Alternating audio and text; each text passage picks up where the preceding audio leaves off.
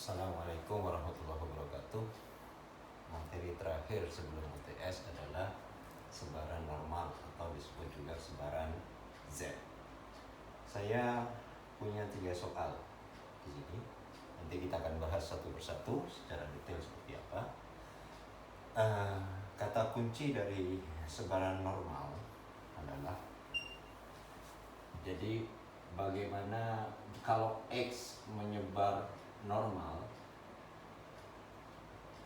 maka cara mentransformasikan X-nya adalah, atau sebaran Z ini disebutnya, dengan cara X-nya dikurang dengan mu-nya dibagi dengan tau-nya. Jadi syarat sebuah sebaran normal pasti akan ada kalimat seperti ini: menyebar normal. Misalkan yang di sini menyebar normal, di sini juga ada menyebar normal. Jadi syaratnya seperti itu. X-nya apa? X-nya bisa apa saja. Kalau kita bicara ini kasus yang nomor 1 umur bohlam, nomor 2 sama nomor 3 nilai, bisa apa saja X-nya. Asal ada kalimat menyebar normal, cara membuat transformasinya, datanya seperti ini. Mari kita mulai dari soal nomor 1. Saya punya soal seperti ini. Sebuah perusahaan alat listrik memproduksi bohlam yang umurnya menyebar normal dengan nilai tengah 800 jam dan simpangan baku 40 jam. Hitung peluang sebuah bohlam akan berumur kurang dari 778 jam, yang A, yang B di antara 778 sampai dengan 834 jam, yang C di atas 834 jam. Bagaimana caranya? Kita lihat soal nomor 1. Yang diketahui di soal nomor 1 adalah nilai tengah 800 jam. Nah, nilai tengah itu bisa saja rata-rata, bisa median, tapi kasus ini adalah rata-rata. Jadi mu-nya sama dengan 800 jam. Dengan simpangan baku 40 jam, simpangan bakunya adalah tau. Taunya 40 jam. Pertanyaan pertama, karena X itu bisa apa saja, karena ini peluang sebuah bohlam akan berumur, berarti X akan menyatakan, soal yang A, peluang umur sebuah bohlam akan kurang dari 778 jam. Soal yang B, peluang sebuah bohlam akan berumur di antara 778 jam sampai 834 jam. Yang C, peluang sebuah bohlam akan berumur di atas 834 jam. Oke, mari kita lihat bagaimana cara menyelesaikannya. Ingat, kalau X-nya menyebar normal, ada kalimat menyebar normal, pasti ini dikerjakan dengan sebaran normal atau sebaran Z. Maka cara menjawabnya, untuk soal A, kalau saya punya peluang sebuah bohlam berumur kurang dari 778 jam, saya akan rubah menjadi Z karena X-nya umur bohlamnya menyebar normal. Maka Z-nya akan, perhatikan tanda X jadi Z, tanda lebih kecilnya tetap lebih kecil. Maka ini, nilai ini 778 harus, karena rumusnya seperti ini, maka akan dikurangkan dengan 800 dan dibagi dengan 40. Maka kalau kita lihat hasilnya, 778 dikurang 800 dibagi 40, maka akan ketemu hasil peluang Z lebih kecil dari min 0,55. Nah, bagaimana caranya mencari peluang Z lebih kecil dari minus 0,55? Di buku Walpool Anda ada yang disebut dengan tabel Z di halaman 470.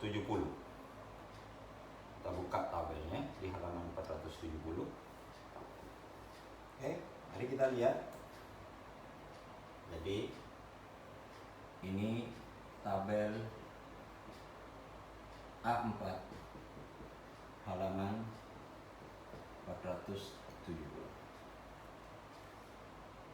Perhatikan, ciri dari sebaran normal adalah luas keseluruhan, luas total. Ini luas yang diarsir semua itu sama dengan 1. Tetapi yang ada nilainya di buku Anda adalah luas, ada arsiran, ada gambar seperti ini. Ini diarsir, ini luas. Artinya apa? Semua nilai yang tertera di halaman 470 adalah luas sebelah kiri. Maka kalau kita menggambarkan hasil dari pertanyaan A, kita gambarkan seperti ini. Katakanlah ini misalkan titik nolnya, maka minus 0,55 sebelah kirinya 0, katakanlah di sini. Kita tarik garis di sini. Z lebih kecil berarti yang diarsir karena lebih kecil di sebelah kiri. Nah, karena yang diarsir sebelah kiri dan Anda punya luasan juga di sebelah kiri menurut tabel A4 di halaman 470, maka Anda bisa langsung cari. Bagaimana cara mencarinya? Maka cara mencarinya kita lihat. Ini akan jadi patokan untuk cara mencari.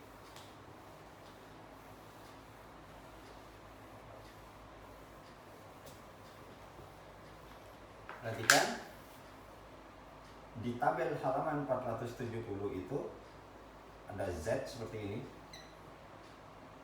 Ada min 3,4 sampai positif 3,4 begitu. 0,00 sampai 0,09. Karena yang ditanya minus 0,55 berarti Anda cari minus 0,5 di sini. Dipotongkan dengan 0,005, maka perpotongannya ini menjadi nilai dari peluangnya. Jadi kita lihat minus 0,5 tambah 0,05 jadi minus 0,55, sama seperti itu. Berapa nilainya? Kalau kita lihat dari Z, perhatikan tandanya minus 0,5 dengan 0,05. Kalau kita lihat perpotongannya dan kita cari di buku Anda, minus 0,5 ke atasnya 0,05 akan diperoleh hasil sama dengan 0,2912. Artinya apa? Yang diarsir inilah yang punya nilai peluang 0,2912. Jadi cara membacanya seperti ini. Peluang sebuah bohlam akan berumur kurang dari 778 jam jika umur bohlam menyebar normal sebesar 0,2912. Nah, ini kalau peluang sebelah kiri, Anda punya sebelah kiri. Bagaimana kalau soal yang B? Kita lihat soal yang B. Nah, soal yang B,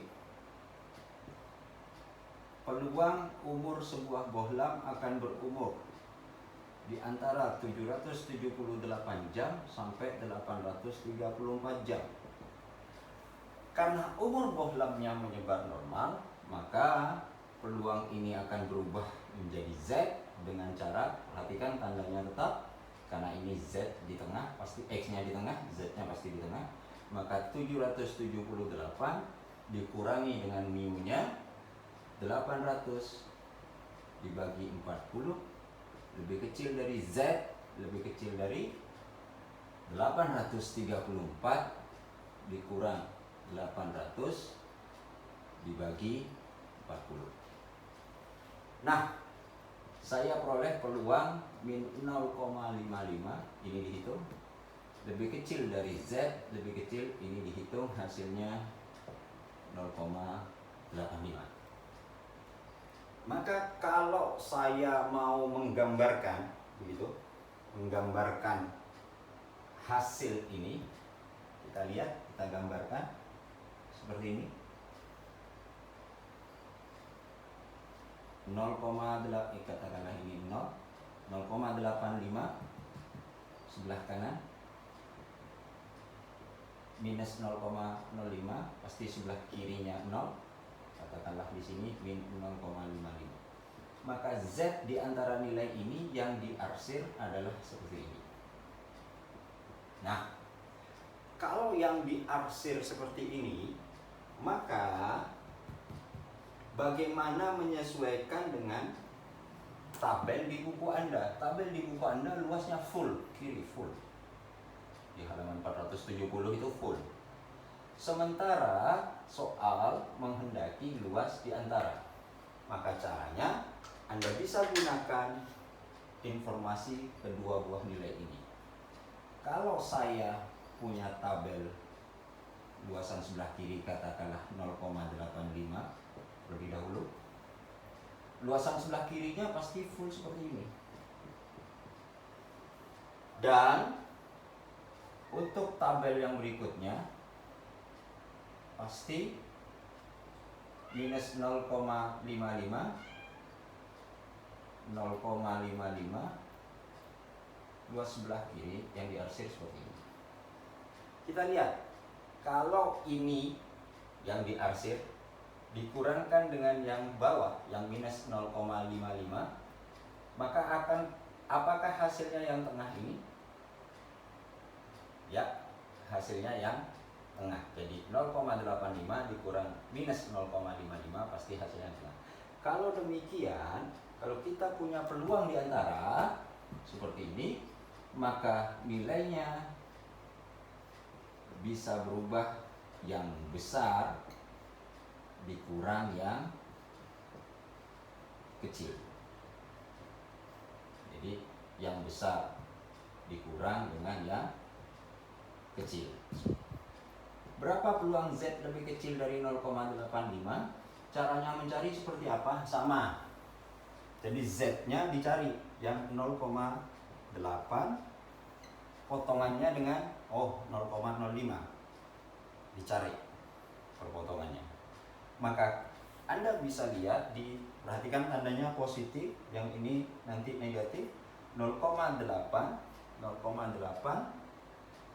dengan 0,05, maka nilainya adalah 0,8023, begitu. Itu untuk yang 0,85. Sementara peluang Z lebih kecil tadi sudah dicari, nilainya adalah minus 0,55, berarti nilainya sama dengan 0,2912, sehingga ini punya nilai 0,511. Jadi kalau kita melihat seperti ini, artinya apa? Yang diarsir ini adalah 0,5111. Cara membacanya, peluang sebuah bohlam akan berumur di antara 778 jam sampai dengan 834 jam. Jika umur bohlamnya menyebar normal, maka sebesar 0,5111. Mari kita lihat soal yang ke C. Soal yang ke C, kita lihat.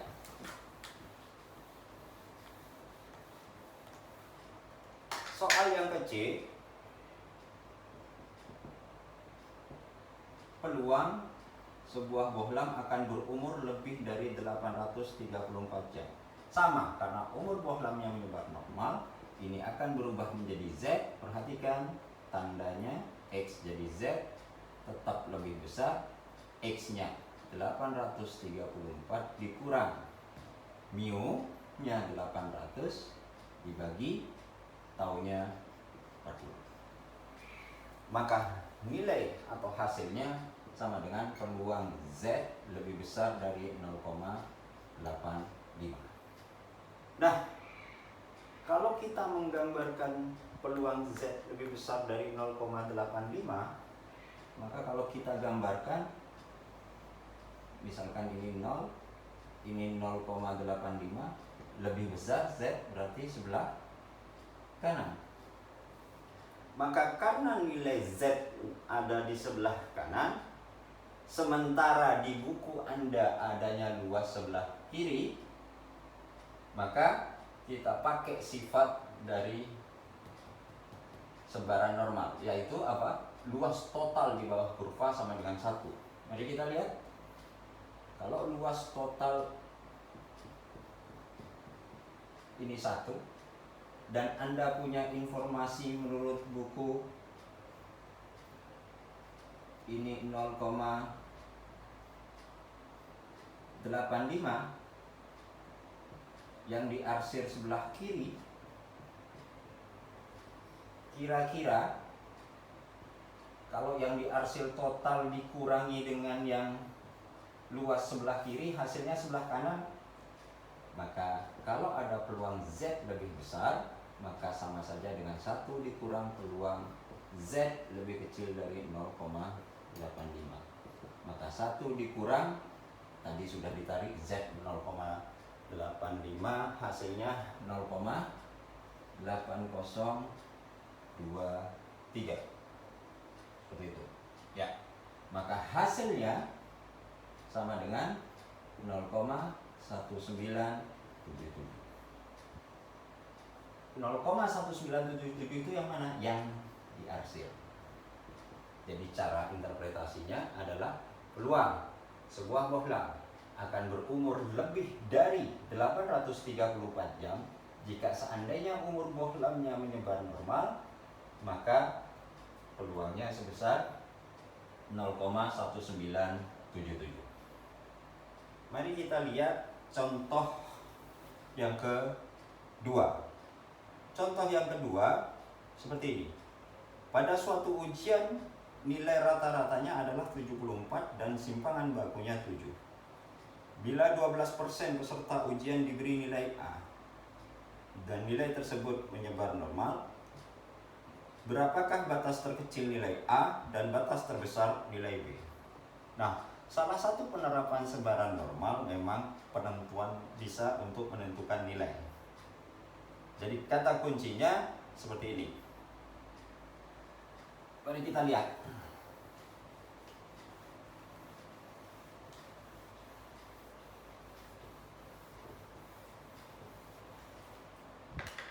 Jadi soal nomor 2 yang diketahui apa? Rata-ratanya berarti mu 74, simpangan bakunya 7. Oke. Bila 12% peserta ujian diberi nilai A. Perhatikan. Sebaran normal itu bentuknya seperti lonceng ya. Kalau tadi contohnya tidak berbentuk lonceng, dianggap sebagai lonceng saja. Nah, nilai A itu sesuatu yang baik atau buruk? Kalau A itu dianggap nilai yang baik, maka dia pasti ada di ujung kanan. Ini nilai A.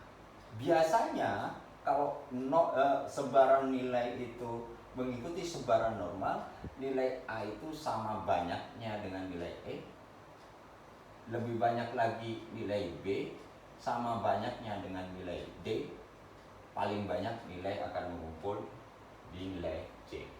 Jadi karena A itu sesuatu yang baik, maka pasti sebelah kanan. Sesuatu yang buruk pasti sebelah kiri, karena semakin ke kiri tanda minus tadi, semakin ke kanan tandanya positif. Positifnya semakin besar seperti itu. Nah, nanti kalau di ujian dilihat kalimatnya mencerminkan positif atau negatif. Kalau negatif pasti bagian kiri, kalau positif bagian kanan. Mari kita lihat. Bila 12% peserta ujian diberi nilai A dan nilai tersebut menyebar normal. Jadi yang dapat nilai A sebanyak 12%. Artinya yang saya arsir ini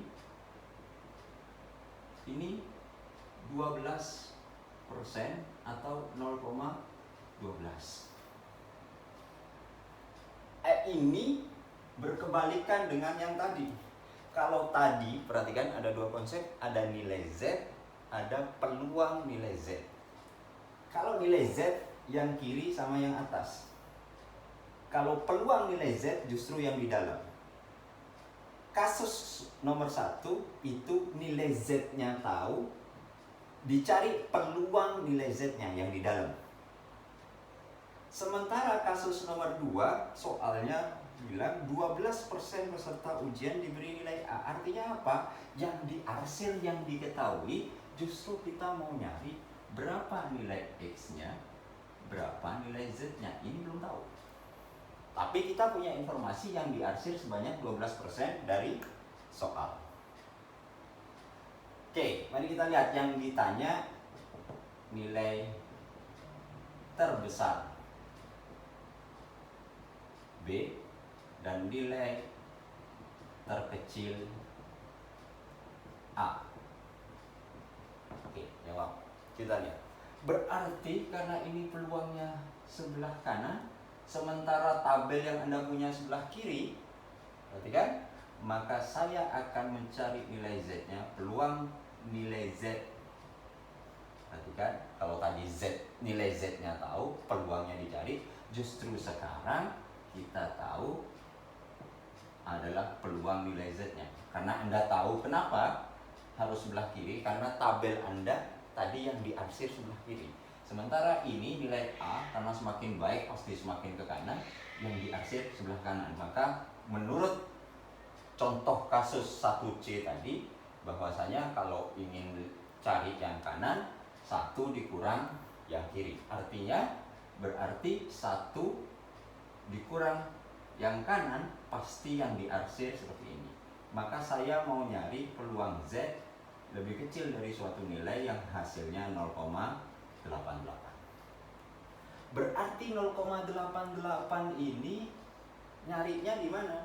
Bukan nyari nilai Z-nya, tapi justru ini peluang nilai Z-nya. Artinya apa? Dicarinya di sini, di bagian sini, bukan di bagian Z, kiri, dan atas seperti itu. Nah, berarti saya harus mencari nilai yang terdekat. Cari nilai yang terdekat.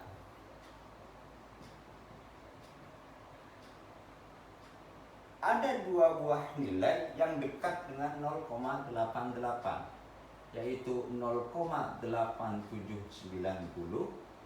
dan 0,8810. Taunya dari mana?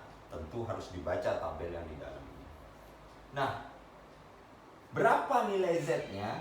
Kalau Anda cari di sini 0,8790, 0,8790 itu adanya di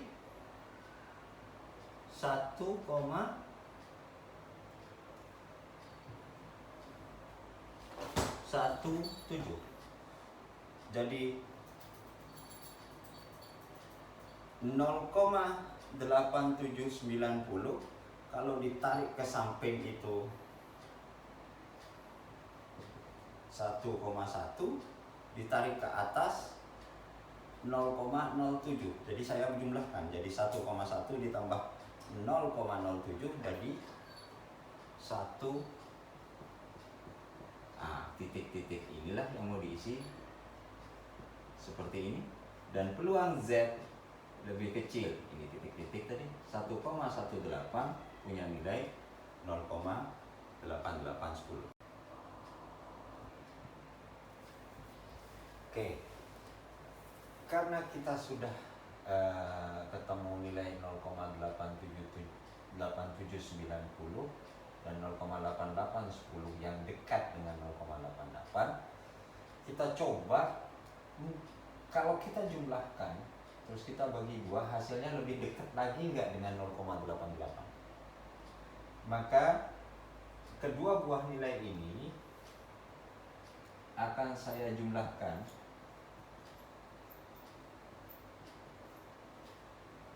terus saya bagi 2. Hasilnya apakah lebih dekat lagi? Kalau iya, ternyata begitu dihitung ini benar-benar persis 0,88, hasilnya sama. Maka nilai Z-nya pun saya jumlahkan seperti ini. Lebih kecil dari 1,17 ditambah 1,18 dibagi 2, maka peluang Z-nya lebih kecil dari 1,175. Hasilnya sama dengan 0,88. Tidak berhenti di sini karena yang ditanya adalah nilai terbesar B dan nilai terkecil A. Jadi kita sudah tahu nilai Z-nya. Nilai Z-nya 1,175. Maka karena kita ingin mencari nilai X-nya, Anda ingat rumus Z adalah X minus mu per tau. Maka kalau Z-nya ada, taunya ada, mu-nya ada, Z-nya ini, mu-nya yang ini, taunya atau simpangan bakunya ini, maka nilai X-nya bisa dicari dengan rumus Z tau plus mu. Jadi taunya dikalikan, mu-nya udah luas. Maka nilai X-nya, Z-nya 1,175, yang ini taunya kali 7 ditambah mu-nya 74, akan ketemu hasil 82,225. Jadi nilai X-nya 82,225, begitu. Nah, karena nilai X-nya sudah tahu, kita coba misalkan kalau ada mahasiswa dapat nilai 82, dia nilainya A apa B? Kita lihat 82 ini garis batasnya, X-nya 82,225. 82 sebelah kirinya 82,225 atau sebelah kanannya? Karena sebelah kirinya, maka inilah nilai terbesar B-nya. Kalau mahasiswa dapat 83, nilai ujiannya 83 itu sebelah kanannya X ini, sebelah kanannya 82,225 atau sebelah kirinya, karena ke kanan itu A, ke kiri B. Oh, kalau nilai 83,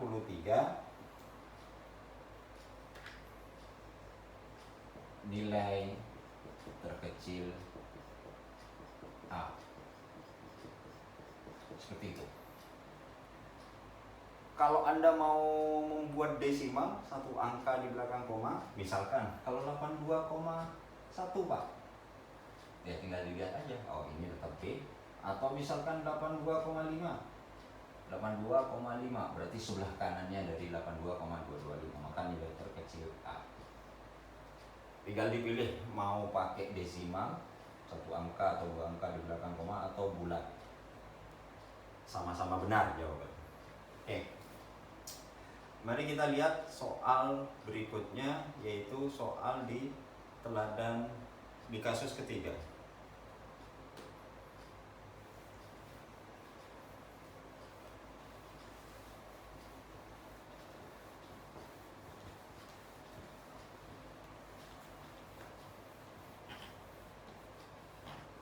Oke, kita lihat di kasus ketiga. Saya bacakan. Dalam suatu ujian statistika, nilai rata-ratanya adalah 82 dan simpangan bakunya 5. Mahasiswa yang mendapatkan nilai 88 sampai 94 mendapatkan nilai B dan nilai tersebut menyebar normal. Titik. Jika 8 orang mendapatkan nilai B, berapa banyak jumlah peserta ujian? Mari kita lihat yang diketahui soal nomor 3. Yang diketahui nilai rata-ratanya 82, berarti mu-nya 82. Simpangan bakunya taunya 5, mahasiswa yang mendapatkan nilai 88 sampai 94 diberi nilai B. Jadi mahasiswa yang punya nilai ini nilainya B, dan ada 8 orang yang mendapatkan nilai B. Jadi ada 8 orang yang mendapatkan nilai B. Oke, mari kita lihat. Kalau kita gambarkan, tadi saya katakan sesuatu yang baik ada di sebelah kanan. Paling baik A, pasti nilainya A. Seperti ini. Paling jelek E. Tolong perhatikan ya, sekali lagi. Di ujian nanti dilihat kalimatnya. Kalau paling baik pasti ujung kanan. Kalau paling buruk pasti ujung kiri. Nilai A itu karena paling baik pasti ujung kanan. Nilai E itu karena jelek pasti paling kiri. B sebelum A ini sama banyaknya dengan D. Paling banyak nilai akan di C. Mari kita lihat. Yang diketahui nilai X-nya 88 sampai 94. Ini 88 sampai 94.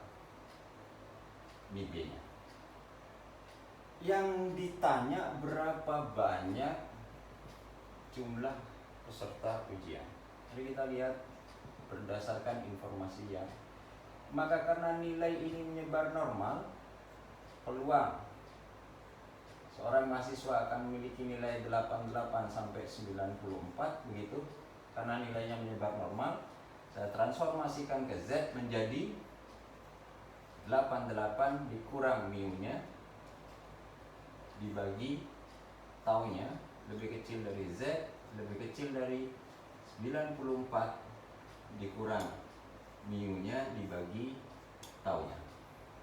Maka nilai dari P-nya, peluang dari Z-nya 6 dibagi 5 1,2, lebih kecil dari Z, lebih kecil dari 2,4, 12 dibagi 5.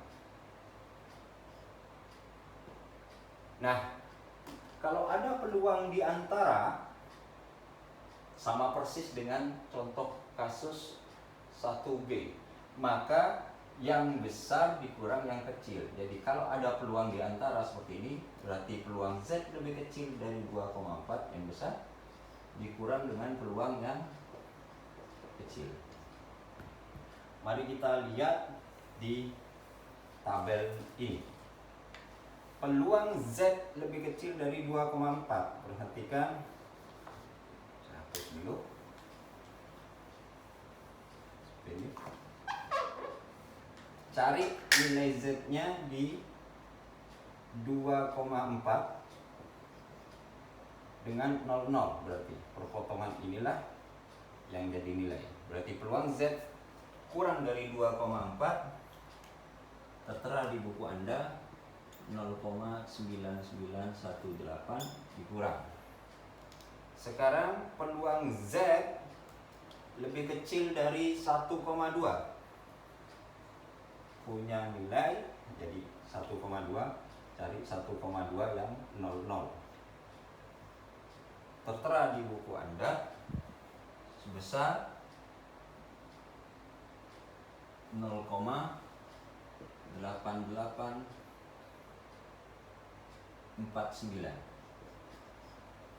Nah, setelah dikurangkan hasilnya diperoleh 0,1069. Jadi yang diarsir ini punya nilai 0,1069.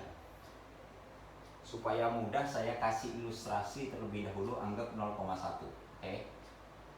Nah, 0,1 itu artinya apa? 10%. Jadi yang diarsir anggap 10% terlebih dahulu. Jadi 10% saja ada 8 orang. Berarti kalau yang diarsir 100% keseluruhan, kalau 10% saja ada 8 orang, 100%-nya pasti 80. Nah, analogi inilah sehingga kita bisa tahu bahwasanya kalau ini nilainya seperti ini, maka N-nya akan sama dengan 8 dibagi 0,1069. Silahkan dicari sendiri 8 dibagi ini berapa hasilnya, dan dibulatkan ke atas hasilnya karena